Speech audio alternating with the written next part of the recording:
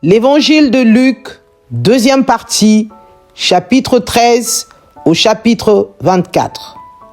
Luc 13. En ce même temps, quelques personnes qui se trouvaient là racontaient à Jésus ce qui était arrivé à des Galiléens dont Pilate avait mêlé le sang avec celui de leur sacrifice. Il leur répondit: croyez-vous que ces Galiléens fussent de plus grands pécheurs que tous les autres Galiléens parce qu'ils ont souffert de la sorte? Non, je vous le dis. Mais si vous ne vous repentez, vous périrez tous également.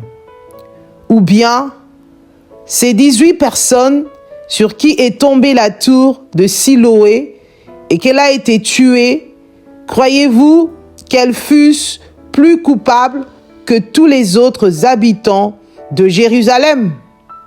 Non, je vous le dis. Mais si vous ne vous repentez, vous périrez tous également.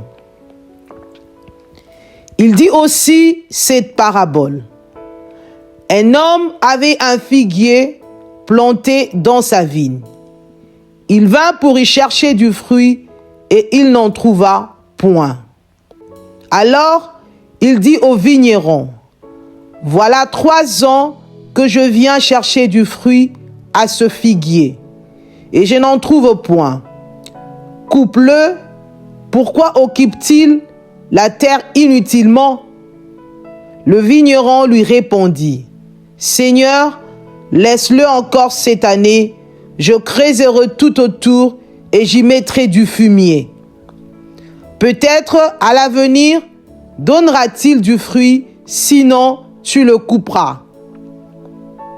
Jésus enseignait dans une des synagogues le jour du sabbat. Et voici, il y avait là une femme possédée d'un esprit qui la rendait infirme depuis 18 ans. Elle était courbée et ne pouvait pas du tout se redresser. Lorsqu'il la vit, Jésus lui adressa la parole et lui dit: Femme, tu es délivrée de ton infirmité. Et il lui imposa les mains.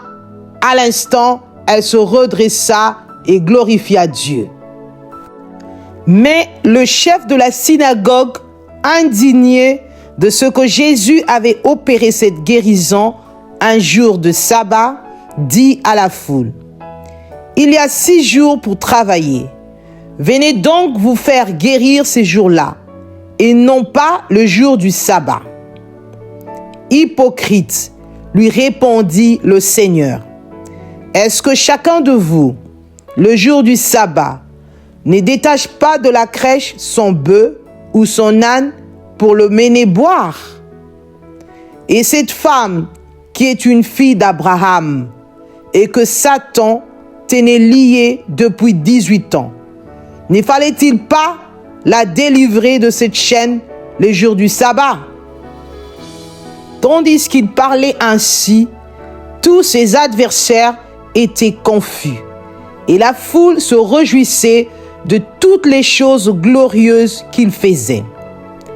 Il dit encore: à quoi le royaume des dieux est-il semblable, et à quoi le comparerai-je?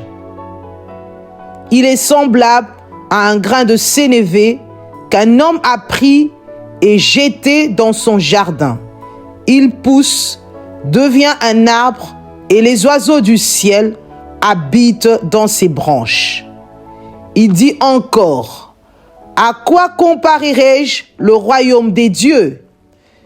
Il est semblable à du levain qu'une femme a pris et mis dans 3 mesures de farine pour faire lever toute la pâte. Jésus traversait les villes et les villages, enseignant et faisant route vers Jérusalem. Quelqu'un lui dit: Seigneur, n'y a-t-il que peu de gens qui soient sauvés? Il leur répondit: efforcez-vous d'entrer par la porte étroite, car, je vous le dis, beaucoup chercheront à entrer et ne le pourront pas. Quand le maître de la maison se sera levé et aura fermé la porte, et que vous, étant dehors, vous commencerez à frapper à la porte, en disant, « Seigneur, Seigneur, ouvre-nous. » Il vous répondra, « Je ne sais d'où vous êtes. » Alors, vous vous mettrez à dire, « Nous avons mangé et bu devant toi, et tu as enseigné dans nos rues. » Et il répondra, « Je vous le dis, je ne sais d'où vous êtes. Retirez-vous de moi, vous tous, ouvriers d'iniquité. » C'est là qu'il y aura des pleurs et des grincements de dents. Quand vous verrez Abraham, Isaac et Jacob et tous les prophètes dans le royaume des dieux et que vous serez jetés dehors.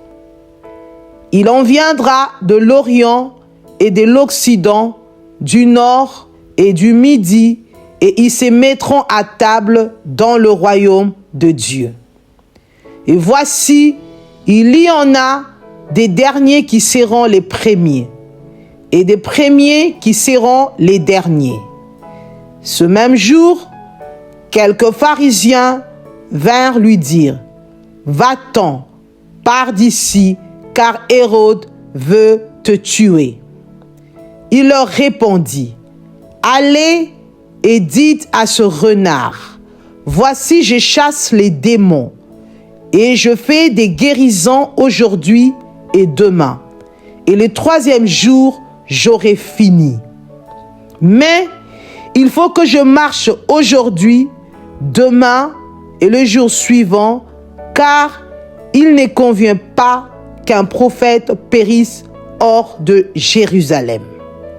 Jérusalem, Jérusalem, qui tue les prophètes et qui lapide ceux qui te sont envoyés.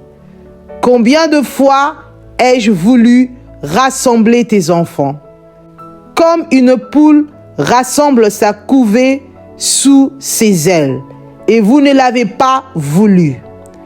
Voici, votre maison vous sera laissée. Mais je vous le dis, vous ne me verrez plus jusqu'à ce que vous disiez, béni soit celui qui vient au nom du Seigneur. Luc 14. Jésus étant entré un jour de sabbat dans la maison de l'un des chefs des pharisiens pour prendre un repas, les pharisiens l'observaient. Et voici, un homme hydropique était devant lui. Jésus prit la parole et dit aux docteurs de la loi et aux pharisiens, « Est-il permis ou non de faire une guérison le jour du sabbat ?» Ils gardèrent le silence. Alors Jésus avança la main sur cet homme, le guérit et le renvoya. Puis il leur dit, « Lequel de vous, si son fils ou son bœuf tombe dans un puits, ne l'en retirera pas aussitôt le jour du sabbat ?» Et ils ne purent rien répondre à cela. Il adressa ensuite une parabole aux conviés, en voyant qu'ils choisissaient les premières places, et il leur dit, « Lorsque tu seras invité par quelqu'un à des noces, ne te mets pas à la première place, de peur qu'il n'y ait parmi les invités une personne plus considérable que toi, et que celui qui vous a invité, l'un et l'autre ne viennent te dire, « Cède la place à cette personne-là », tu aurais alors la honte d'aller occuper la dernière place. Mais lorsque tu seras invité, va te mettre à la dernière place, afin que, quand celui qui t'a invité viendra, il te dise, « Mon ami, monte plus haut, alors cela te fera honneur devant tous ceux qui seront à table avec toi. Car quiconque s'élève sera abaissé, et quiconque s'abaisse sera élevé. Il dit aussi à celui qui l'avait invité, lorsque tu donnes à dîner ou à souper, n'invite pas tes amis, ni tes frères, ni tes parents, ni des voisins riches, de peur qu'ils ne t'invitent à leur tour et qu'on ne te rende la pareille. Mais lorsque tu donnes un festin, invite des pauvres, des extropiés, des boiteux, des aveugles. Et tu seras heureux de ce qu'ils ne peuvent pas te rendre la pareille, car elle te sera rendue à la résurrection des justes. Un de ceux qui étaient à table, après avoir entendu ces paroles, dit à Jésus, « Heureux celui qui prendra son repas dans le royaume des dieux. » Et Jésus lui répondit, « Un homme donna un grand souper et il invita beaucoup de gens. À l'heure du souper, il envoya son serviteur dire aux conviés, « Venez, car tout est déjà prêt. » Mais tous unanimement se mirent à s'excuser. Le premier lui dit, « J'ai acheté un champ, je suis obligé d'aller le voir. Excuse-moi, je te prie. » Un autre dit, « J'ai acheté 5 paires de bœufs et je vais les essayer. Excuse-moi, je te prie. » Un autre dit, « Je viens de me marier et c'est pourquoi je ne puis aller. » Le serviteur, de retour, rapporta ces choses à son maître. Alors, le maître de la maison, irrité, dit à son serviteur, « Va promptement dans les places et dans les rues de la ville et amène ici les pauvres, les estropiés, les aveugles et les boiteux. » Le serviteur dit, « Maître, ce que tu as ordonné a été fait, et il y a encore de la place. » Et le maître dit au serviteur, « Va dans les chemins et le long des haies, et ce que tu trouveras, contre-les d'entrer afin que ma maison soit remplie. Car je vous le dis, aucun de ces hommes qui avaient été invités ne goûtera de mon souper. » De grandes foules faisaient route avec Jésus. Il se retourna et leur dit, « Si quelqu'un vient à moi, et s'il ne hait pas son père, sa mère, sa femme, ses enfants, ses frères et ses sœurs, et même à sa propre vie, il ne peut être mon disciple. Et quiconque ne porte pas sa croix et ne me suit pas, ne peut être mon disciple.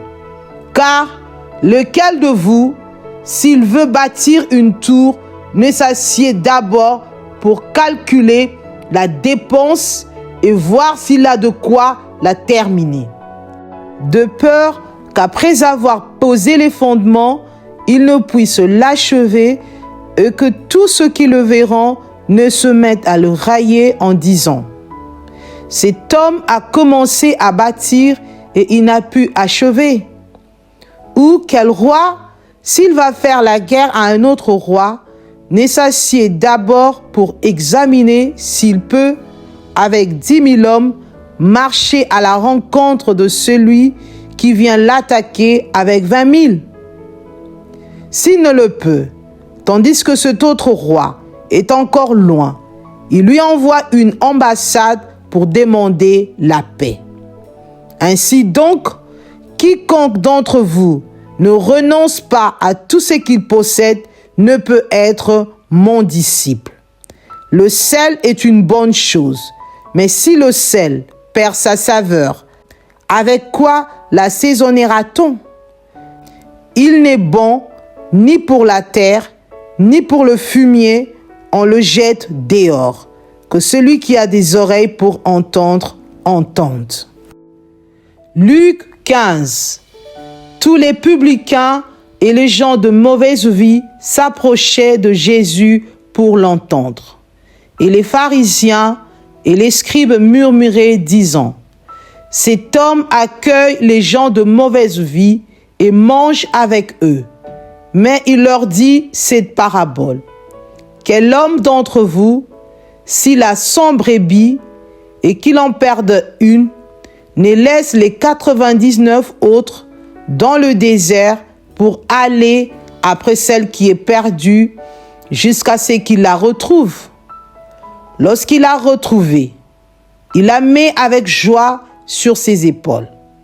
Et de retour à la maison, il appelle ses amis et ses voisins et leur dit, « Réjouissez-vous avec moi, car j'ai retrouvé ma brebis qui était perdue. » De même, je vous le dis, il y aura plus de joie dans le ciel pour un seul pécheur qui se repent que pour 99 justes qui n'ont pas besoin de repentance.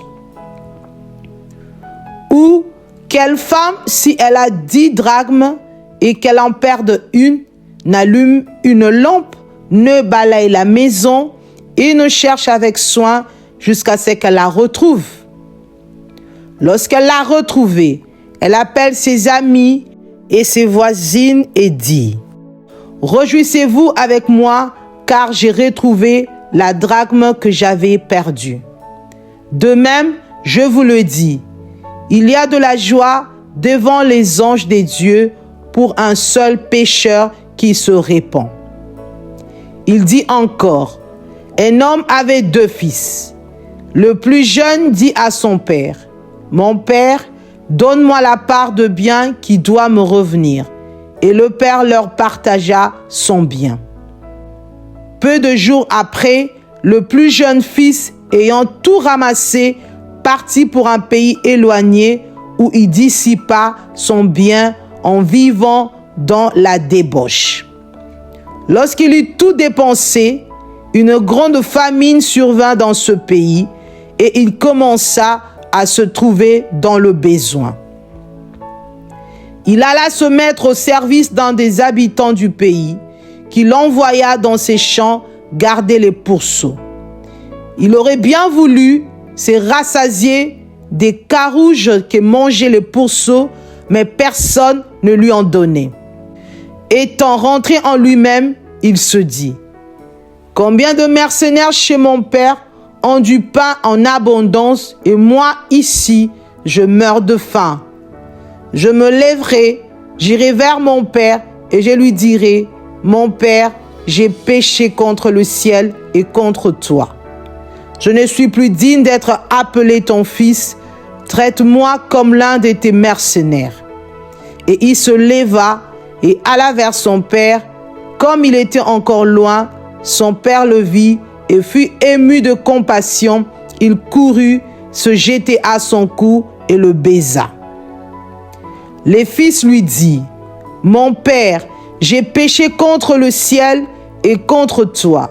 Je ne suis plus digne d'être appelé ton fils. » Mais le père dit à ses serviteurs, « Apportez vite la plus belle robe et l'en revêtez.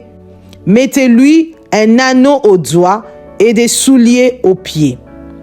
Emmenez le veau gras et tuez-le, mangeons et réjouissons-nous. Car mon fils que voici était mort et il est revenu à la vie. Il était perdu et il est retrouvé. » Et ils commencèrent à se réjouir.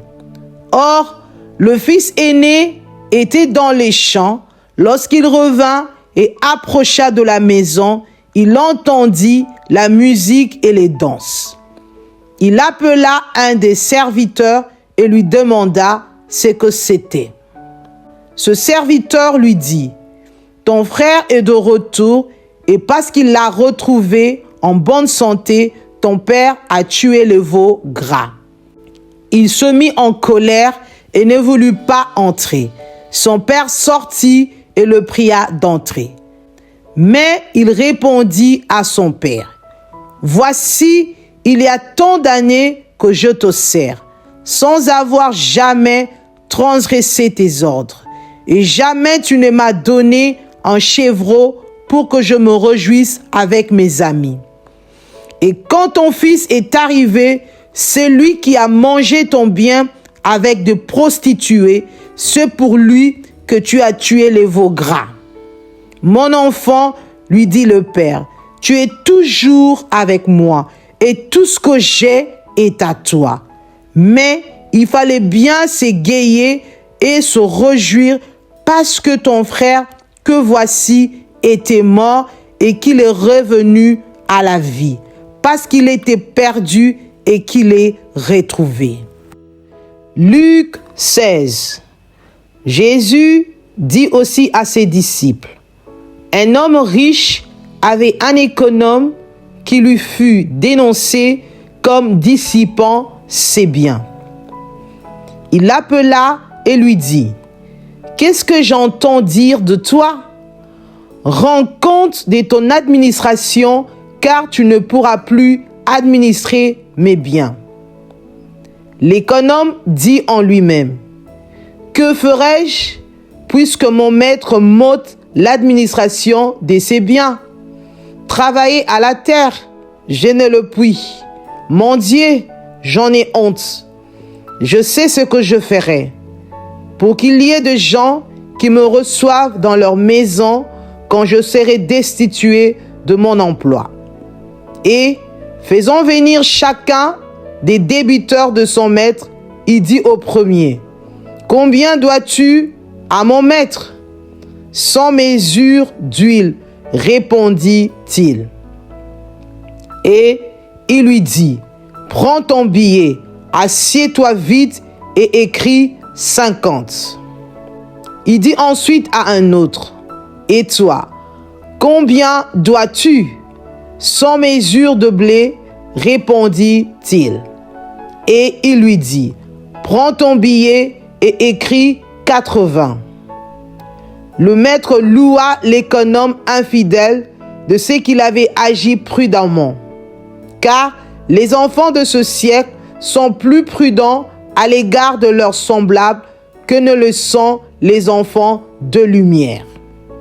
Et moi, je vous dis, faites-vous des amis avec les richesses injustes, pour qu'ils vous reçoivent dans les tabernacles éternels quand elles viendront à vous manquer. Celui qui est fidèle dans les moindres choses, l'est aussi dans les grandes. Et celui qui est injuste dans les moindres choses, l'est aussi dans les grandes. Si donc vous n'avez pas été fidèle dans les richesses injustes, qui vous confiera les véritables? Et si vous n'avez pas été fidèle dans ce qui est à autrui, qui vous donnera ce qui est à vous? Nul serviteur ne peut servir deux maîtres, car ou il haïra l'un et aimera l'autre, ou il s'attachera à l'un et méprisera l'autre. Vous ne pouvez servir Dieu et Mammon. Les pharisiens, qui étaient avares, écoutaient aussi tout cela et ils se moquaient de lui. Jésus leur dit, « Vous cherchez à paraître juste devant les hommes, mais Dieu connaît vos cœurs, car ce qui est élevé parmi les hommes est une abomination devant Dieu. La loi et les prophètes ont subsisté jusqu'à Jean. Depuis lors, le royaume des dieux est annoncé, et chacun use de violence pour y entrer. Il est plus facile que le ciel et la terre passent, qu'il ne l'est qu'un seul trait de lettre de la loi vienne à tomber. Quiconque répudie sa femme et en épouse une autre commet un adultère. Et quiconque épouse une femme repudiée par son mari commet un adultère. Il y avait un homme riche qui était vêtu de pourpre et de fin lin, et qui chaque jour menait joyeuse et brillante vie. Un pauvre nommé Lazare était couché à sa porte couvert d'ulcères. Et désireux de se rassasier des miettes qui tombaient de la table du riche, et même les chiens venaient encore lécher ses ulcères. Le pauvre mourut et il fut porté par les anges dans le sein d'Abraham. Le riche mourut aussi et il fut enseveli. Dans les séjours des morts, il leva les yeux et tandis qu'il était en proie au tourment, il vit de loin Abraham et Lazare dans son sein. Il se cria, « Père Abraham, aie pitié de moi et envoie Lazare pour qu'il trempe le bout de son doigt dans l'eau et me rafraîchisse la langue, car je souffre cruellement dans cette flamme. » Abraham répondit, « Mon enfant, souviens-toi que tu as reçu tes biens pendant ta vie et que Lazare a eu les maux pendant la sienne. Maintenant, il est ici consolé et toi, tu souffres. D'ailleurs, il y a entre nous et vous un grand abîme, afin que ceux qui voudraient passer d'ici vers vous ou de là vers nous ne puissent le faire. » Le riche dit, « Je te prie donc, Père Abraham, d'envoyer Lazare dans la maison de mon père, car j'ai 5 frères. C'est pour qu'il leur atteste ces choses, afin qu'ils ne viennent pas aussi dans ces lieux de tourment. » Abraham répondit, « Ils ont Moïse et les prophètes, qu'ils les écoutent. » Et il dit, « Non, Père Abraham, mais si quelqu'un des morts va vers eux, ils se repentiront. » Et Abraham lui dit, « S'ils n'écoutent pas Moïse et les prophètes, ils ne se laisseront pas persuader quand même quelqu'un des morts ressusciterait. » Luc 17. Jésus dit à ses disciples, « Il est impossible qu'il n'arrive pas des scandales, mais malheur à celui par qui ils arrivent. Il vaudrait mieux pour lui qu'on mît à son cou une pierre de moulin et qu'on le jetât dans la mer que s'il scandalisait un de ceux petits. Prenez garde à vous-même.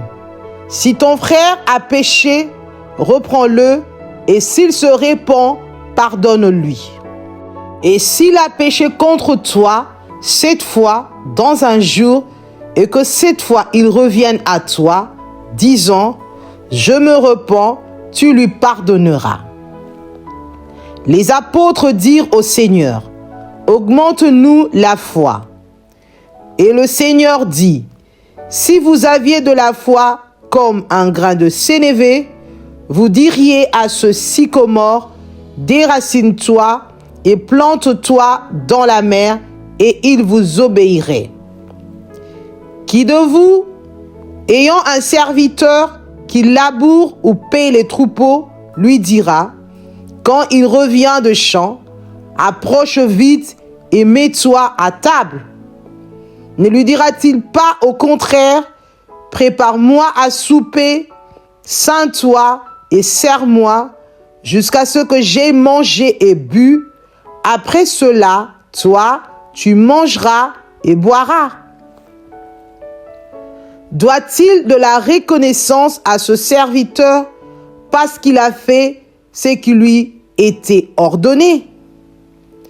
Vous de même, quand vous avez fait tout ce qui vous a été ordonné, dites, nous sommes des serviteurs inutiles. Nous avons fait ce que nous devions faire. Jésus, se rendant à Jérusalem, passait entre la Samarie et la Galilée. Comme il entrait dans un village, 10 lépreux vinrent à sa rencontre. Se tenant à distance, ils élevèrent la voix et dirent, « Jésus, Maître, aie pitié de nous. » Dès qu'il les eut vus, il leur dit, « Allez vous montrer au sacrificateur. » Et pendant qu'ils y allaient, il arriva qu'ils furent guéris. L'un d'eux, se voyant guéri, revint sur ses pas, glorifiant Dieu à haute voix. Il tomba sur sa face aux pieds de Jésus et lui rendit grâce. C'était un Samaritain. Jésus, prenant la parole, dit: les 10 n'ont-ils pas été guéris, et les 9 autres, où sont-ils? Ne s'est-il trouvé que cet étranger pour revenir et donner gloire à Dieu? Puis il lui dit: lève-toi, va, ta foi t'a sauvé. Les pharisiens demandèrent à Jésus quand viendrait le royaume des dieux. Il leur répondit: le royaume des dieux ne vient pas de manière à frapper les regards. On ne dira point: il est ici ou il est là. Car voici, le royaume des dieux est au milieu de vous. Et il dit aux disciples: des jours viendront où vous désirerez voir l'un des jours du Fils de l'homme, et vous ne le verrez point. On vous dira: il est ici, il est là. N'y allez pas, ne courez pas après. Car comme l'éclair resplendit et brille d'une extrémité du ciel à l'autre, ainsi sera le Fils de l'homme en son jour. Mais il faut auparavant qu'il souffre beaucoup et qu'il soit rejeté par cette génération. Ce qui arriva du temps de Noé arrivera de même au jour du Fils de l'homme. Les hommes mangeaient, buvaient, se mariaient et mariaient leurs enfants, jusqu'au jour où Noé entra dans l'arche, le déluge vint et les fit tous périr. Ce qui arriva du temps de Lot arrivera pareillement. Les hommes mangeaient, buvaient, achetaient, vendaient, plantaient, bâtissaient. Mais le jour où Lot sortit de Sodome, une pluie de feu et de soufre tomba du ciel et les fit tous périr. Il en sera de même le jour où le Fils de l'homme paraîtra. En ce jour-là, que celui qui sera sur le toit et qui aura ses effets dans la maison ne descende pas pour les prendre, et que celui qui sera dans les champs ne retourne pas non plus en arrière. Souvenez-vous de la femme de Lot. Celui qui cherchera à sauver sa vie la perdra, et celui qui la perdra la retrouvera. Je vous le dis, en cette nuit-là, de 2 personnes qui seront dans un même lit, l'une sera prise et l'autre laissée. De 2 femmes qui moudront ensemble, l'une sera prise et l'autre laissée.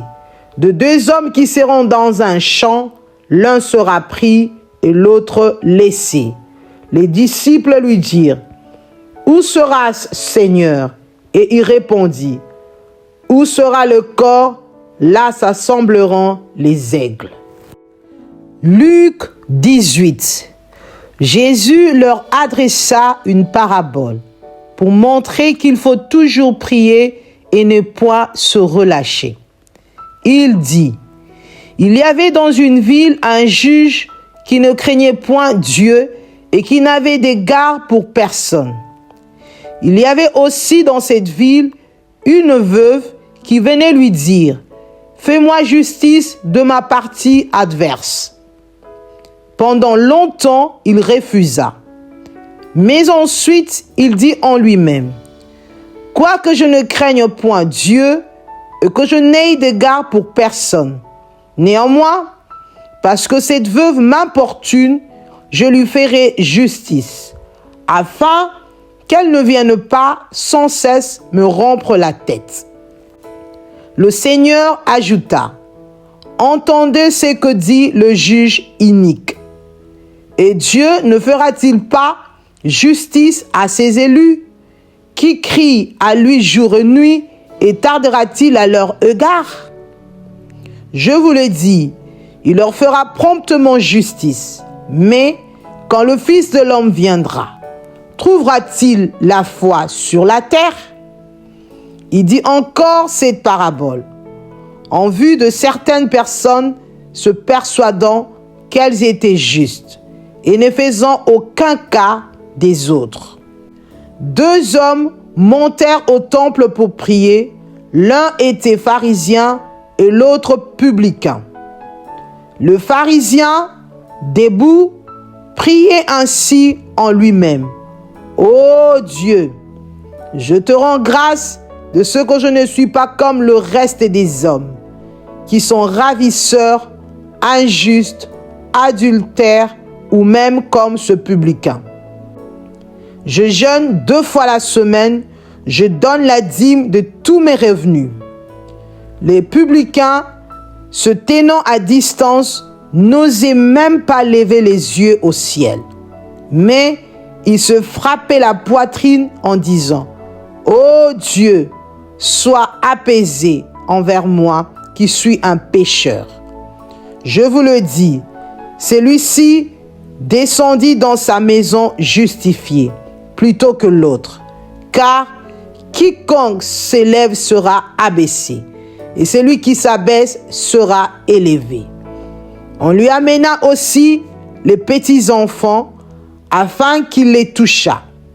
Mais les disciples, voyant cela, reprenaient ceux qui les amenaient.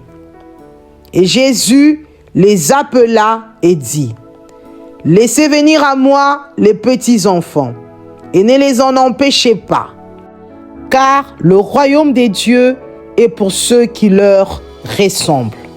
Je vous le dis en vérité, quiconque ne recevra pas le royaume des dieux comme un petit enfant n'y entrera point. » Un chef interrogea Jésus et dit, « Bon maître, que dois-je faire pour hériter la vie éternelle? » Jésus lui répondit, « Pourquoi m'appelles-tu bon? Il n'y a de bon que Dieu seul. Tu connais les commandements, tu ne commettras point d'adultère, tu ne tueras point, tu ne déroberas point, tu ne diras point de faux témoignages, honore ton père et ta mère. J'ai, dit-il, observé toutes ces choses dès ma jeunesse. » Jésus, ayant entendu cela, lui dit, « Il te manque encore une chose. Vends tout ce que tu as, distribue-le aux pauvres, et tu auras un trésor dans les cieux, puis viens et suis-moi. » Lorsqu'il entendit ces paroles, il devint tout triste, car il était très riche. Jésus, voyant qu'il était devenu tout triste, dit qu'il est difficile à ceux qui ont de richesses d'entrer dans le royaume des dieux. Car il est plus facile à un chameau de passer par le trou d'une aiguille qu'à un riche d'entrer dans le royaume des dieux. Ce qu'il écoutait dire, et qui peut être sauvé? Jésus répondit, ce qui est impossible aux hommes est possible à Dieu. Pierre dit alors, voici, nous avons tout quitté et nous t'avons suivi. Et Jésus leur dit, je vous l'ai dit en vérité, il n'est personne qui, ayant quitté à cause du royaume de Dieu, sa maison, ou sa femme, ou ses frères, ou ses parents, ou ses enfants, ne reçoivent beaucoup plus dans ce siècle-ci et dans le siècle à venir la vie éternelle. Jésus prit les 12 auprès de lui et leur dit, voici, nous montons à Jérusalem et tout ce qui a été écrit par les prophètes au sujet du Fils de l'homme s'accomplira. Car il sera livré aux païens, on se moquera de lui, on l'outragera, on crachera sur lui et, après l'avoir battu de verges, on le fera mourir et le troisième jour, il ressuscitera. » Mais ils ne comprirent rien à cela. C'était pour eux un langage caché, des paroles dont ils ne saisissaient pas le sens. Comme Jésus approchait de Jéricho, un aveugle était assis au bord du chemin et mendiait. Entendant la foule passer, il demanda ce que c'était. On lui dit, « C'est Jésus de Nazareth qui passe. » Et il cria, « Jésus, fils de David, aie pitié de moi. » Ceux qui marchaient devant le reprenaient pour le faire taire, mais il criait beaucoup plus fort, « Fils de David, aie pitié de moi. » Jésus, s'étant arrêté, ordonna qu'on le lui emmène. Et quand il se fut approché, il lui demanda, « Que veux-tu que je te fasse ?» Il répondit, « Seigneur, que je recouvre la vue. » Et Jésus lui dit, « Recouvre la vue, ta foi t'a sauvé. » À l'instant, il recouvra la vue et suivit Jésus, en glorifiant Dieu. Tout le peuple, voyant cela, loua Dieu. Luc 19. Jésus, étant entré dans Jéricho, traversait la ville. Et voici un homme riche, appelé Zachée, chef des publicains, cherchait à voir qui était Jésus. Mais il ne pouvait y parvenir à cause de la foule, car il était de petite taille. Il courut en avant et monta sur un sycomore pour le voir, parce qu'il devait passer par là. Lorsque Jésus fut arrivé à cet endroit, il leva les yeux et lui dit, « Zachée, hâte-toi de descendre, car il faut que je demeure aujourd'hui dans ta maison. » Zachée se hâta de descendre et le reçut avec joie. Voyant cela, tous murmuraient et disaient, « Il est allé loger chez un homme pécheur. » Mais Zachée, se tenant devant le Seigneur, lui dit, « Voici, Seigneur, je donne aux pauvres la moitié de mes biens, et si j'ai fait tort de quelque chose à quelqu'un, je lui rends le quadruple. » Jésus lui dit, « Le salut est entré aujourd'hui dans cette maison, parce que celui-ci est aussi un fils d'Abraham. Car le Fils de l'homme est venu chercher et sauver ce qui était perdu. »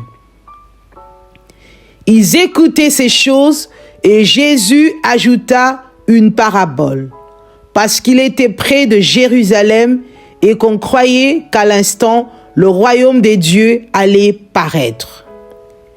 Il dit donc, « Un homme de haute naissance s'en alla dans un pays lointain pour se faire investir de l'autorité royale et revenir ensuite. Il appela 10 de ses serviteurs, leur donna 10 mines et leur dit, « Faites-le valoir jusqu'à ce que je revienne. » Mais ses concitoyens le haïssaient et ils envoyèrent une ambassade après lui pour dire, « Nous ne voulons pas que cet homme règne sur nous. » Lorsqu'il fut de retour, après avoir été investi de l'autorité royale, il fut appelé auprès de lui les serviteurs auxquels il avait donné l'argent afin de connaître comment chacun l'avait fait valoir. Le premier vint et dit, « Seigneur, ta mine a rapporté 10 mines. » Il lui dit, « C'est bien, bon serviteur, parce que tu as été fidèle en peu de choses, reçois le gouvernement de 10 villes. » Le second vint et dit, « Seigneur, ta mine a produit 5 mines. » Il lui dit, « Toi aussi, sois établi sur 5 villes. » Un autre vint et dit, « Seigneur, voici ta mine que j'ai gardée dans un linge. Car j'avais peur de toi parce que tu es un homme sévère. Tu prends ce que tu n'as pas déposé et tu moissonnes ce que tu n'as pas sémé. Il lui dit, je te juge sur tes paroles, méchant serviteur.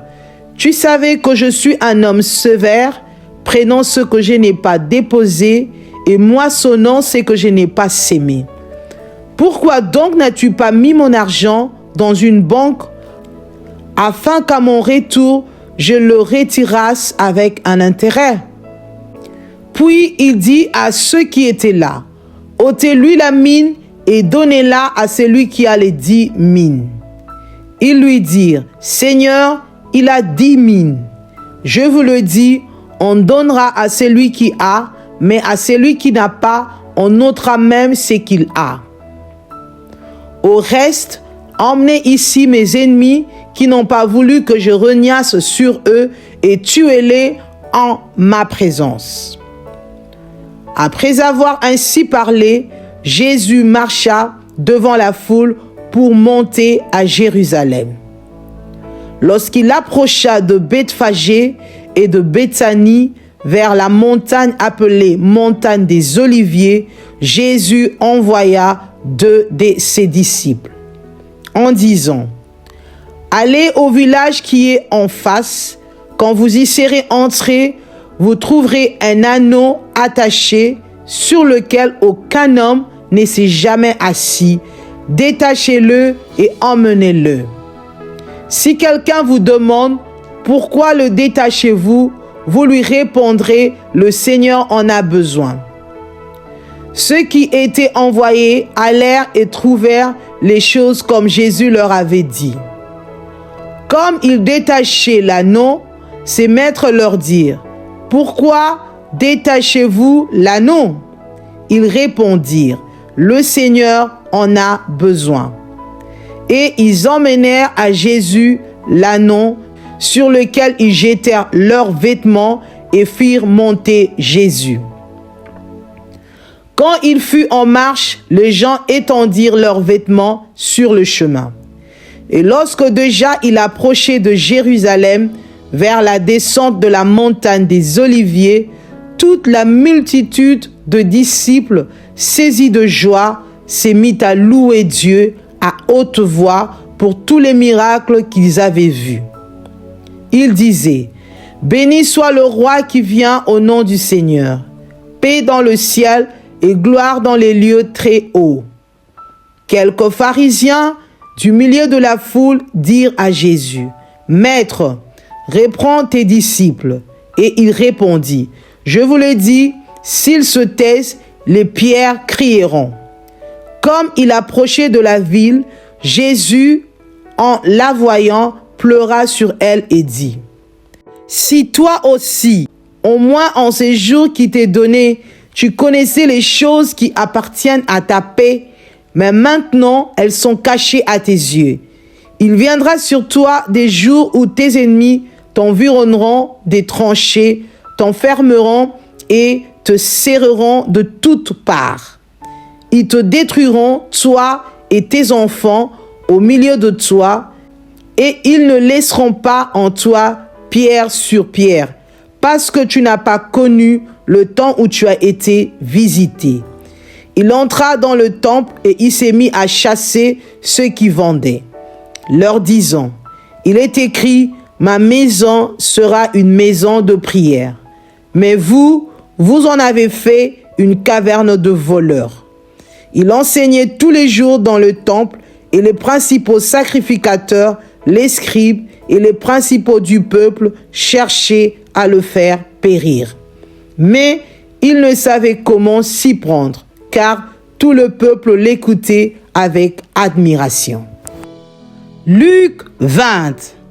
Un de ces jours-là, comme Jésus enseignait le peuple dans le temple et qu'il annonçait la bonne nouvelle, les principaux sacrificateurs et les scribes, avec les anciens, survinrent et lui dirent, « Dis-nous, par quelle autorité fais-tu ces choses, ou qui est celui qui t'a donné cette autorité ?»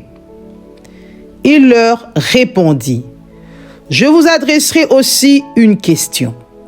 Dites-moi, le baptême de Jean venait-il du ciel ou des hommes? Mais ils raisonnèrent ainsi entre eux. Si nous répondons du ciel, il dira, pourquoi n'avez-vous pas cru en lui? Et si nous répondons des hommes, tout le peuple nous lapidera, car il est persuadé que Jean était un prophète. Alors ils répondirent qu'ils ne savaient d'où il venait.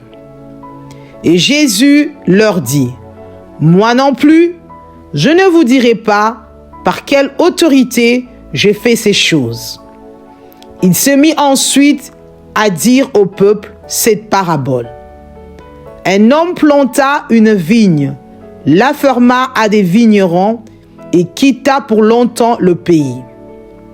Au temps de la récolte, il envoya un serviteur vers les vignerons pour qu'il lui donne une part du produit de la vigne. Les vignerons le battirent et le renvoyèrent à vide.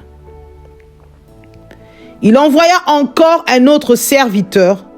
Ils le battirent, l'outragèrent et le renvoyèrent à vide. Il en envoya encore un troisième. Ils le blessèrent et le chassèrent. Le maître de la vigne dit, « Que ferai-je? J'enverrai mon fils bien-aimé.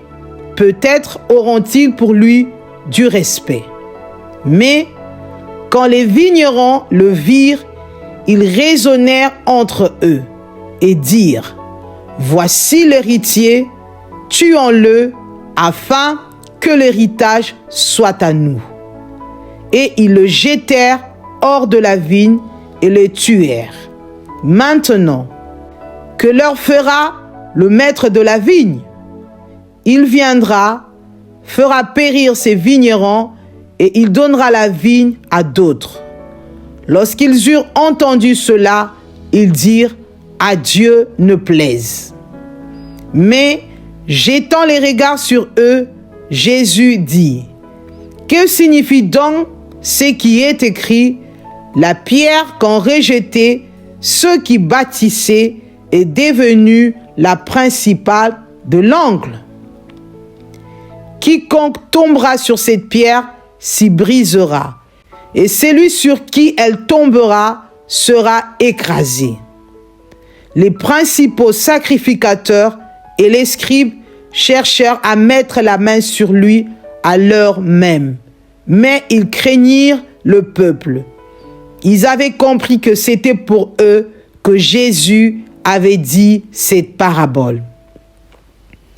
Ils se mirent à observer Jésus et ils envoyèrent des gens qui feignaient d'être justes pour lui tendre des pièges et saisir de lui quelques paroles afin de le livrer aux magistrats et à l'autorité du gouverneur. Ces gens lui posèrent cette question. « Maître, nous savons que tu parles et enseignes droitement, et que tu ne regardes pas à l'apparence, mais que tu enseignes la voie de Dieu selon la vérité. Nous, est-il permis ou non de payer le tribut à César? » Jésus, apercevant leur ruse, leur répondit, « Montre-moi un denier. De qui porte-t-il l'effigie et l'inscription? » De César, répondirent-ils. Alors il leur dit, « Rendez donc à César ce qui est à César, et à Dieu ce qui est à Dieu. » Ils ne purent rien répondre dans ces paroles devant le peuple, mais étonnés de sa réponse, ils gardèrent le silence. Quelques-uns des Sadducéens qui disent qu'il n'y a point de résurrection s'approchèrent et posèrent à Jésus cette question. « Maître, voici ce que Moïse nous a prescrit. Si le frère de quelqu'un meurt ayant une femme sans avoir d'enfant, son frère épousera la femme et suscitera une postérité à son frère. Or, il y avait 7 frères, le premier se maria et mourut sans enfant. Le second et le troisième épousèrent la veuve. Il en fut de même des 7 qui moururent sans laisser d'enfants. Enfin, la femme mourut aussi. À la résurrection, duquel d'entre eux sera-t-elle donc la femme? Car les 7 l'ont eue pour femme. Jésus leur répondit: les enfants de ce siècle prennent des femmes et des maris. Mais ceux qui seront trouvés dignes d'avoir part au siècle à venir et à la résurrection des morts ne prendront ni femme ni mari. Car ils ne pourront plus mourir parce qu'ils seront semblables aux anges et qu'ils seront fils des dieux, étant fils de la résurrection. Que les morts ressuscitent, c'est ce que Moïse a fait connaître quand, à propos du buisson, il appelle le Seigneur le Dieu d'Abraham, le Dieu d'Isaac et le Dieu de Jacob. Or, Dieu n'est pas Dieu des morts, mais des vivants, car pour lui, tous sont vivants. Quelques-uns des scribes, prenant la parole, dirent: Maître, tu as bien parlé. Et ils n'osaient plus lui faire aucune question. Jésus leur dit: Comment dit-on que le Christ est fils de David? David lui-même dit dans le livre de Psaumes: Le Seigneur a dit à mon Seigneur, assieds-toi à ma droite, jusqu'à ce que j'efface de tes ennemis ton marchepied. David donc l'appelle Seigneur. Comment est-il son fils? Tandis que tout le peuple l'écoutait, il dit à ses disciples: Gardez-vous des scribes qui aiment à se promener en robe longue et à être salués dans les places publiques, qui recherchent le premier siège dans les synagogues et les premières places dans les festins, qui dévorent les maisons des veuves et qui font pour l'apparence de longues prières. Ils seront jugés plus sévèrement. Luc 21. Jésus, ayant levé les yeux, vit les riches qui mettaient leur offrande dans les troncs. Il vit aussi une pauvre veuve qui y mettait 2 petites pièces. Et il dit: Je vous le dis en vérité, cette pauvre veuve a mis plus que tous les autres, car c'est de leur superflu que tous ceux-là ont mis des offrandes dans les troncs, mais elle a mis de son nécessaire, tout ce qu'elle avait pour vivre. Comme quelques-uns parlaient de belles pierres et des offrandes qui faisaient l'ornement du temple, Jésus dit: Les jours viendront où, de ce que vous voyez, il ne restera pas pierre sur pierre qui ne soit renversée. Ils lui demandèrent: Maître, quand donc cela arrivera-t-il et à quel signe connaîtra-t-on que ces choses vont arriver? Jésus répondit: Prenez garde que vous ne soyez séduits, car plusieurs viendront en mon nom, disant: C'est moi, et le temps approche. Ne les suivez pas. Quand vous entendrez parler de guerre et des soulèvements, ne soyez pas effrayés, car il faut que ces choses arrivent premièrement. Mais ce ne sera pas encore la fin. Alors il leur dit: Une nation s'élèvera contre une nation, et un royaume contre un royaume. Il y aura de grands tremblements de terre, et en divers lieux, de pestes et de famines. il y aura des phénomènes terribles et des grands signes dans le ciel. Mais avant tout cela, on mettra la main sur vous et l'on vous persécutera, on vous livrera aux synagogues, on vous jettera en prison, on vous mènera devant des rois et devant des gouverneurs à cause de mon nom. Cela vous arrivera pour que vous serviez de témoignage. Mettez-vous donc dans l'esprit de ne pas préméditer votre défense, car je vous donnerai une bouche et une sagesse à laquelle tous vos adversaires ne pourront résister ou contredire. Vous serez livrés même par vos parents, par vos frères, par vos proches et par vos amis, et ils feront mourir plusieurs d'entre vous. Vous serez haïs de tous à cause de mon nom, mais il ne se perdra pas un cheveu de votre tête. Par votre persévérance, vous sauverez vos âmes. Lorsque vous verrez Jérusalem investie par des armées, sachez alors que sa désolation est proche. Alors que ceux qui seront en Judée fuient dans les montagnes, que ceux qui seront au milieu de Jérusalem en sortent, et que ceux qui seront dans les champs n'entrent pas dans la ville. Car ce seront de jours de vengeance pour l'accomplissement de tout ce qui est écrit. Malheur aux femmes qui seront enceintes et à celles qui allaiteront en ces jours-là, car il y aura une grande détresse dans le pays et de la colère contre ce peuple. Ils tomberont sous les tranchants de l'épée, ils seront emmenés captifs parmi toutes les nations, et Jérusalem sera foulée aux pieds par les nations, jusqu'à ce que les temps des nations soient accomplis. Il y aura des signes dans les soleils, dans la lune et dans les étoiles. Et sur la terre, il y aura de l'angoisse chez les nations qui ne sauront que faire, au bruit de la mer et des flots.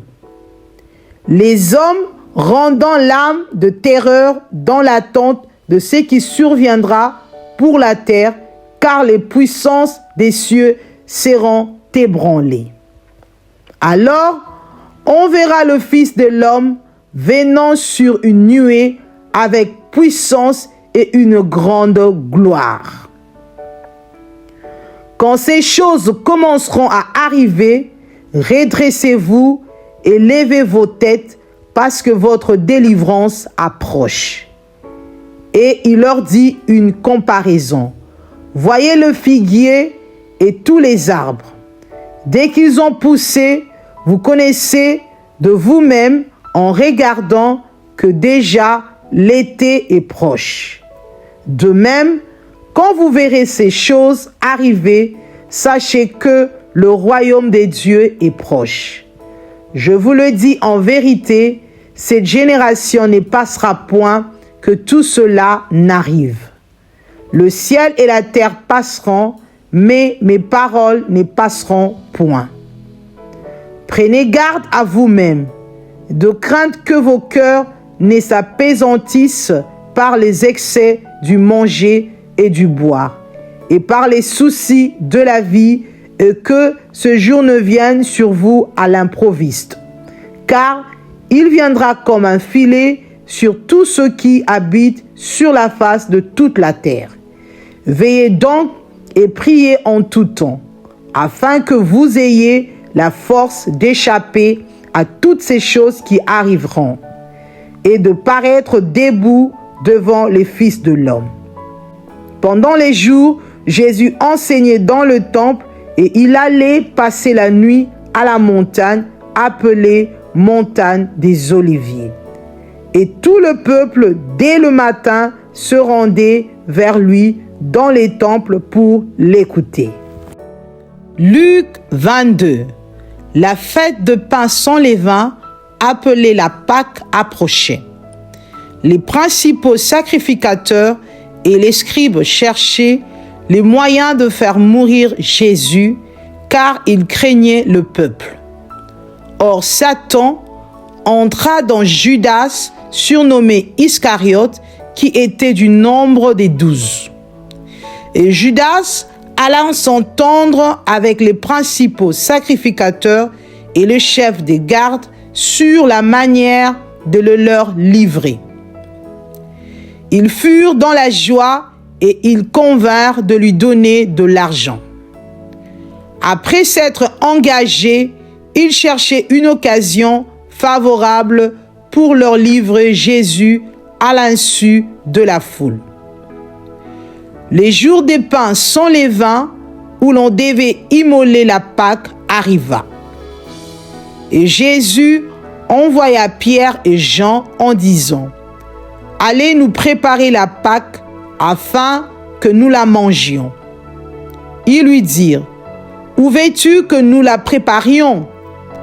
Il leur répondit: « Voici, quand vous serez entrés dans la ville, vous rencontrerez un homme portant une cruche d'eau, suivez-le dans la maison où il entrera. Et vous direz au maître de la maison, le maître te dit, où est le lieu où je mangerai la Pâque avec mes disciples? Et il vous montrera une grande chambre haute, meublée. C'est là que vous préparerez la Pâque. Ils partirent et trouvèrent les choses comme il le leur avait dit, et ils préparèrent la Pâque. L'heure étant venue, il se mit à table et les apôtres avec lui. Il leur dit: « J'ai désiré vivement manger cette Pâque avec vous avant de souffrir. Car, je vous le dis, je ne la mangerai plus jusqu'à ce qu'elle soit accomplie dans le royaume des dieux. » Et ayant pris une coupe et rendu grâce, il dit: « Prenez cette coupe et distribuez-la entre vous. Car, je vous le dis, je ne boirai plus désormais du fruit de la vigne jusqu'à ce que le royaume des dieux soit venu. » Ensuite, il prit du pain et, après avoir rendu grâce, il le rompit et le leur donna en disant: « Ceci est mon corps qui est donné pour vous, faites ceci en mémoire de moi. » Il prit de même la coupe après le souper et la leur donna en disant: « Cette coupe est la nouvelle alliance en mon sang, qui est répandue pour vous. Cependant voici, la main de celui qui me livre est avec moi à cette table. Le Fils de l'homme s'en va selon ce qui est déterminé, mais malheur à l'homme par qui il est livré. » Et ils commencèrent à se demander les uns aux autres qui était celui d'entre eux qui ferait cela. Il s'éleva aussi parmi les apôtres une contestation, lequel d'entre eux devait être estimé le plus grand. Jésus leur dit: « Le roi des nations les maîtrise, et ceux qui les dominent sont appelés bienfaiteurs. Qu'il n'en soit pas de même pour vous, mais que le plus grand parmi vous soit comme le plus petit, et celui qui gouverne comme celui qui sert. Car quel est le plus grand, celui qui est à table ou celui qui sert? N'est-ce pas celui qui est à table? Et moi, cependant, je suis au milieu de vous comme celui qui sert. Vous êtes ceux qui avez persévéré avec moi dans mes épreuves. C'est pourquoi je dispose du royaume en votre faveur, comme mon Père en a disposé en ma faveur. Afin que vous mangiez et buviez à ma table dans mon royaume, et que vous soyez assis sur des trônes pour juger les 12 tribus d'Israël. Le Seigneur dit, Simon, Simon, Satan vous a réclamé pour vous cribler comme le froment. Mais j'ai prié pour toi afin que ta foi ne défaille point, et toi, quand tu seras converti, affermis tes frères. Seigneur, lui dit Pierre, je suis prêt à aller avec toi et en prison et à la mort. Et Jésus dit, Pierre, je te le dis, le coq ne chantera pas aujourd'hui que tu n'aies nié 3 fois de me connaître. Il leur dit encore, quand je vous ai envoyé sans bourse, sans sac et sans souliers, avez-vous manqué de quelque chose? Ils répondirent, de rien. Et il leur dit, maintenant, au contraire, que celui qui a une bourse la prenne, et que celui qui a un sac le prenne également, que celui qui n'a point d'épée vende son vêtement et achète une épée. Car, je vous le dis, il faut que cette parole qui est écrite s'accomplisse en moi. Il a été mis au nombre des malfaiteurs, et ce qui me concerne est sur le point d'arriver. Ils dirent, Seigneur, voici 2 épées. Et il leur dit, cela suffit. Après être sorti, il alla, selon sa coutume, à la montagne des Oliviers. Ses disciples le suivirent. Lorsqu'il fut arrivé dans ces lieux, il leur dit, priez afin que vous ne tombiez pas en tentation. Puis il s'éloigna d'eux à la distance d'environ un jet de pierre, et s'étant mis à genoux, il pria, disant, Père, si tu voulais éloigner de moi cette coupe, toutefois que ma volonté ne se fasse pas, mais la tienne. Alors un ange lui apparut du ciel pour le fortifier. Étant en agonie, il priait plus instamment, et sa sueur devint comme des grumeaux de sang qui tombaient à terre. Après avoir prié, il se leva et vint vers les disciples qu'il trouva endormis de tristesse. Et il leur dit, pourquoi dormez-vous? Levez-vous et priez, afin que vous ne tombiez pas en tentation. Comme il parlait encore, voici une foule arriva, et celui qui s'appelait Judas, l'un des 12, marchait devant elle. Il s'approcha de Jésus pour le baiser. Et Jésus lui dit, Judas, c'est par un baiser que tu livres le Fils de l'homme. Ceux qui étaient avec Jésus, voyant ce qui allait arriver, dirent, Seigneur, frapperons-nous de l'épée?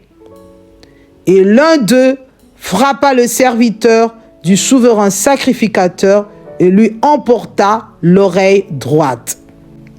Mais Jésus, prenant la parole, dit, laissez, arrêtez. Et ayant touché l'oreille de cet homme, il le guérit. Jésus dit ensuite aux principaux sacrificateurs, aux chefs des gardes du temple et aux anciens qui étaient venus contre lui, vous êtes venus comme après un brigand avec des épées et des bâtons. J'étais tous les jours avec vous dans les temples et vous n'avez pas mis la main sur moi. Mais c'est ici votre heure et la puissance des ténèbres. Après avoir saisi Jésus, ils l'emmenèrent et le conduisirent dans la maison du souverain sacrificateur. Pierre suivait de loin. Ils allumèrent du feu au milieu de la cour et ils s'assirent. Pierre s'assit parmi eux. Une servante qui le vit assis devant le feu fixa sur lui les regards et dit, cet homme était aussi avec lui. Mais il le nia, disant, femme, je ne le connais pas. Peu après, un autre l'ayant vu dit, tu es aussi de ces gens-là. Et Pierre dit, homme, je n'en suis pas. Environ 1 heure plus tard, un autre insistait, disant, certainement, cet homme était aussi avec lui, car il est galiléen. Pierre répondit, homme, je ne sais ce que tu dis. Au même instant, comme il parlait encore, le coq chanta. Le Seigneur, s'étant retourné, regarda Pierre, et Pierre se souvint de la parole que le Seigneur lui avait dite.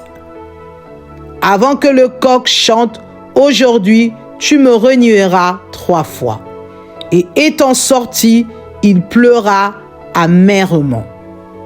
Les hommes qui tenaient Jésus se moquaient de lui et le frappaient.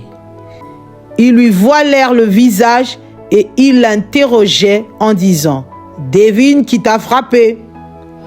Et ils proféraient contre lui beaucoup d'autres injures. Quand les jours furent venus, le collège des anciens du peuple, les principaux sacrificateurs et les scribes s'assemblèrent et firent emmener Jésus dans leur Sanhédrin. Ils dirent, « Si tu es le Christ, dis-le-nous. » Jésus leur répondit, « Si je vous le dis, vous ne le croirez pas. Et si je vous interroge, vous ne répondrez pas. Désormais, le Fils de l'homme sera assis à la droite de la puissance des dieux. » Tous dirent, « Tu es donc le Fils de Dieu ?» Et il leur répondit, « Vous le dites, je le suis. » Alors ils dirent, « Qu'avons-nous encore besoin de témoignages? Nous l'avons entendu nous-mêmes de sa bouche. » Luc 23. Ils se levèrent tous et ils conduisirent Jésus devant Pilate. Ils se mirent à l'accuser, disant, « Nous avons trouvé cet homme excitant notre nation à la révolte, empêchant de payer le tribut à César et se disant lui-même Christ roi. » Pilate l'interrogea en ces termes, « Es-tu le roi des Juifs ?» Jésus lui répondit, « Tu le dis. » Pilate dit aux principaux sacrificateurs et à la foule, « Je ne trouve rien de coupable en cet homme. » Mais ils insistèrent et dirent, « Il soulève le peuple en enseignant par toute la Judée depuis la Galilée où il a commencé jusqu'ici. » Quand Pilate entendit parler de la Galilée, il demanda si cet homme était galiléen. Et ayant appris qu'il était de la juridiction d'Hérode, il le renvoya à Hérode, qui s'est trouvé aussi à Jérusalem en ces jours-là. Lorsque Hérode vit Jésus, il en eut une grande joie, car depuis longtemps, il désirait le voir à cause de ce qu'il avait entendu dire de lui, et il espérait qu'il le verrait faire quelques miracles. Il lui adressa beaucoup de questions, mais Jésus ne lui répondit rien. Les principaux sacrificateurs et les scribes étaient là et l'accusaient avec violence. Hérode, avec ses gardes, le traita avec mépris et, après s'être moqué de lui et l'avoir revêtu d'un habit éclatant, il le renvoya à Pilate. Ces jours même, Pilate et Hérode devinrent amis, d'ennemis qu'ils étaient auparavant. Pilate, ayant assemblé les principaux sacrificateurs, les magistrats et le peuple, leur dit, « Vous m'avez emmené cet homme comme excitant le peuple à la révolte. Et voici, je l'ai interrogé devant vous et je ne l'ai trouvé coupable d'aucune des choses dont vous l'accusez. Hérode non plus, car il nous l'a renvoyé, et voici, cet homme n'a rien fait qui soit digne de mort.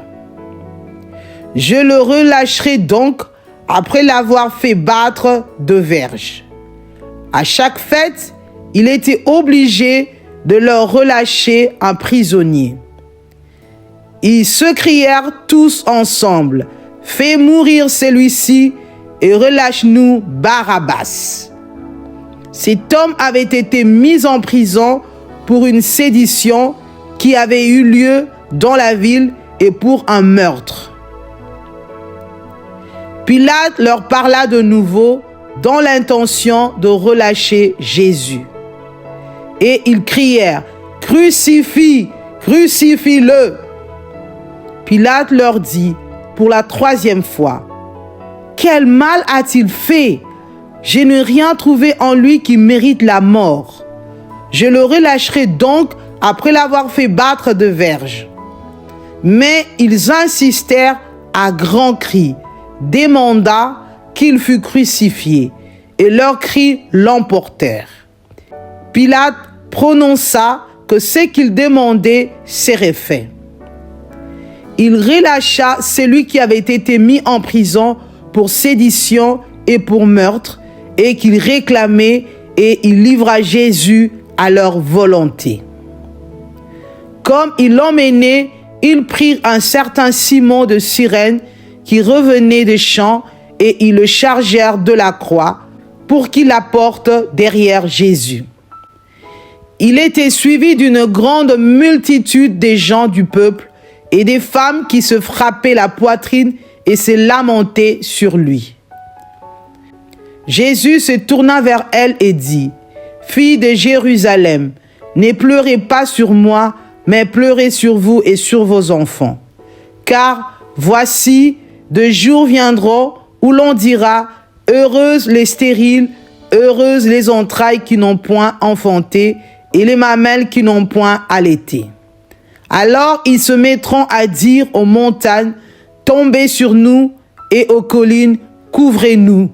Car si l'on fait ces choses au bois vert, qu'arrivera-t-il au bois sec? » On conduisait en même temps 2 malfaiteurs qui devaient être mis à mort avec Jésus. Lorsqu'ils furent arrivés au lieu appelé Crâne, ils le crucifièrent là, ainsi que les 2 malfaiteurs, l'un à droite, l'autre à gauche.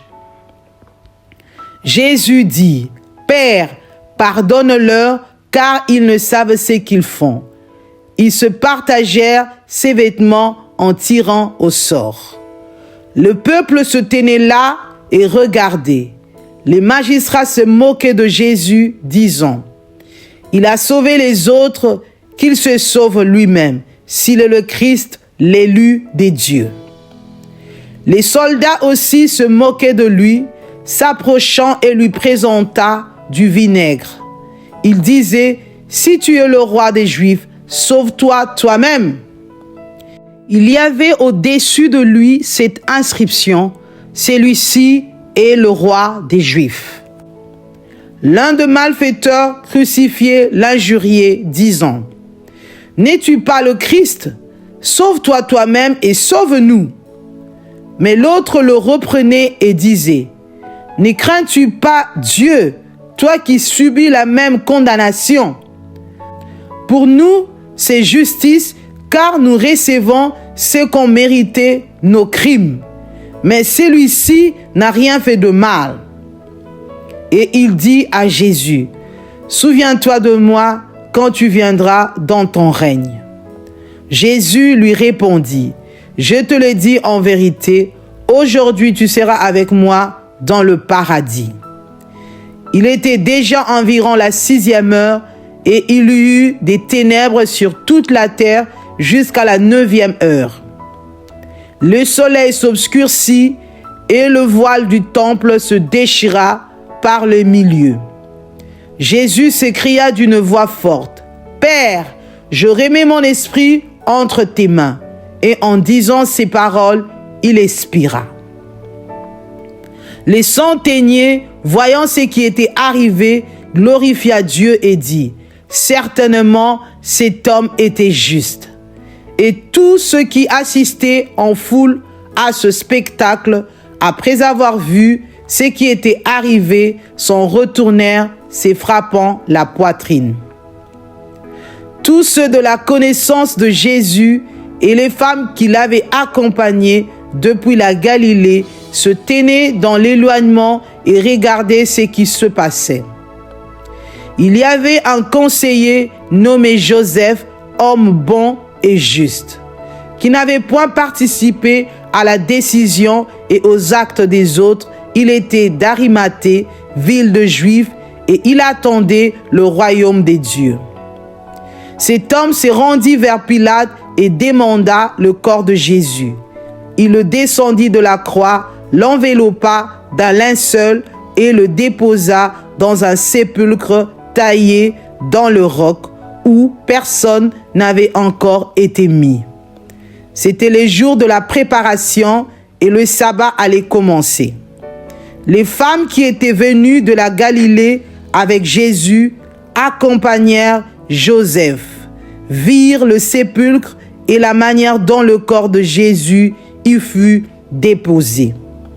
Et s'en étant retournées, elles préparèrent des aromates et des parfums, puis elles se reposèrent le jour du sabbat selon la loi. Luc 24. Le premier jour de la semaine, elles se rendirent au sépulcre de grand matin, portant les aromates qu'elles avaient préparés. Elles trouvèrent que la pierre avait été roulée de devant les sépulcres. Et étant entrées, elles ne trouvèrent pas le corps du Seigneur Jésus. Comme elles ne savaient que penser de cela, voici 2 hommes leur apparurent en habits resplendissants. Saisies de frayeur, elles baissèrent le visage contre terre. Mais ils leur dirent: « Pourquoi cherchez-vous parmi les morts celui qui est vivant? Il ne point ici, mais il est ressuscité. Souvenez-vous de quelle manière il vous a parlé lorsqu'il était encore en Galilée, et qu'il disait: il faut que le Fils de l'homme soit livré entre les mains des pécheurs, qu'il soit crucifié et qu'il ressuscite le 3e jour. » Et elles se ressouvinrent des paroles de Jésus. À leur retour du sépulcre, elles annoncèrent toutes ces choses aux 11 et à tous les autres. Celles qui dirent ces choses aux apôtres étaient Marie de Magdala, Jeanne, Marie mère de Jacques et les autres qui étaient avec elle. Ils tinrent ces discours pour des rêveries et ils ne crurent pas ces femmes. Mais Pierre se leva et courut au sépulcre. S'étant baissé, il ne vit que les linges qui étaient à terre, puis il s'en alla chez lui dans l'étonnement de ce qui était arrivé. Et voici, ce même jour, 2 disciples allaient à un village nommé Emmaüs, éloigné de Jérusalem de 60 stades. Et ils s'entretenaient de tout ce qui s'était passé. Pendant qu'ils parlaient et discutaient, Jésus s'approcha et fit route avec eux. Mais leurs yeux étaient empêchés de le reconnaître. Il leur dit: « De quoi vous entretenez-vous en marchant pour que vous soyez tout tristes ?» L'un d'eux, nommé Cléopas, lui répondit: « Es-tu le seul qui, séjournant à Jérusalem, ne sache pas ce qui est arrivé ces jours-ci? » « Quoi ?» leur dit-il.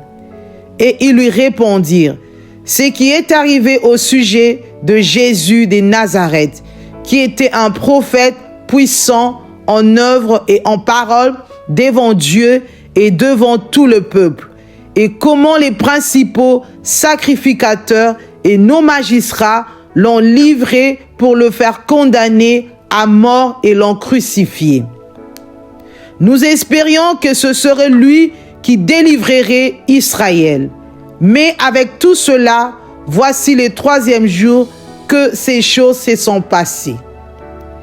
Il est vrai que quelques femmes d'entre nous nous ont fort étonnés, s'étant rendues de grand matin au sépulcre, et n'ayant pas trouvé son corps, elles sont venues dire que des anges leur sont apparus et ont annoncé qu'il est vivant.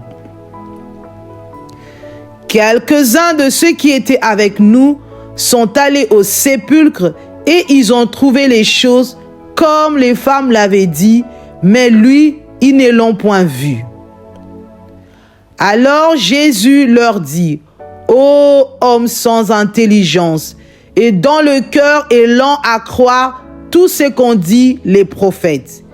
Ne fallait-il pas que le Christ souffrit ces choses et qu'il entra dans sa gloire? Et commença par Moïse et par tous les prophètes, il leur expliqua dans toutes les Écritures ce qui les concernait. Lorsqu'ils furent près du village où ils allaient, il parut vouloir aller plus loin.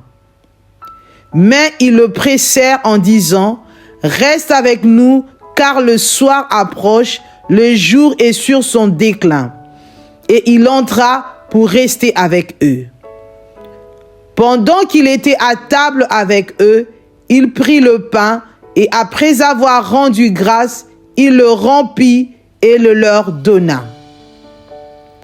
Alors leurs yeux s'ouvrirent et ils le reconnurent, mais il disparut de devant eux. Ils se dirent l'un à l'autre: Notre cœur ne brûlait-il pas au-dedans de nous lorsqu'il nous parlait en chemin et nous expliquait les Écritures? S'élevant à l'heure même, ils retournèrent à Jérusalem et ils trouvèrent les 11 et ceux qui étaient avec eux assemblés et disant: Le Seigneur est réellement ressuscité et il est apparu à Simon. Et ils racontèrent ce qui leur était arrivé en chemin et comment il l'avait reconnu au moment où il rompit le pain.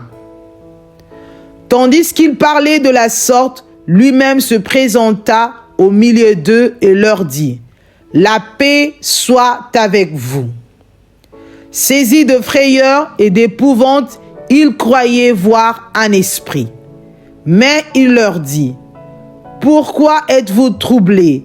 Et pourquoi pareille pensée s'élève-t-elle dans vos cœurs? Voyez mes mains et mes pieds, c'est bien moi. Touchez-moi et voyez. Un esprit n'a ni chair ni os, comme vous voyez que j'ai. Et en disant cela, il leur montra ses mains et ses pieds. Comme dans leur joie, ils ne croyaient point encore et qu'ils étaient dans l'étonnement, il leur dit: Avez-vous ici quelque chose à manger? Ils lui présentèrent du poisson rôti et un rayon de miel. Il en prit et il mangea devant eux. Puis il leur dit: C'est là ce que je vous disais lorsque j'étais encore avec vous, qu'il fallait que s'accomplisse tout ce qui est écrit de moi dans la loi de Moïse, dans les prophètes et dans les psaumes. Alors il leur ouvrit l'esprit afin qu'ils comprissent les Écritures, et il leur dit: Ainsi, il est écrit que le Christ souffrirait et qu'il ressusciterait des morts le 3e jour, et que la repentance et le pardon des péchés seraient prêchés en son nom à toutes les nations, à commencer par Jérusalem. Vous êtes témoins de ces choses, et voici, j'enverrai sur vous ce que mon Père a promis. Mais vous, restez dans la ville jusqu'à ce que vous soyez revêtus de la puissance d'en haut.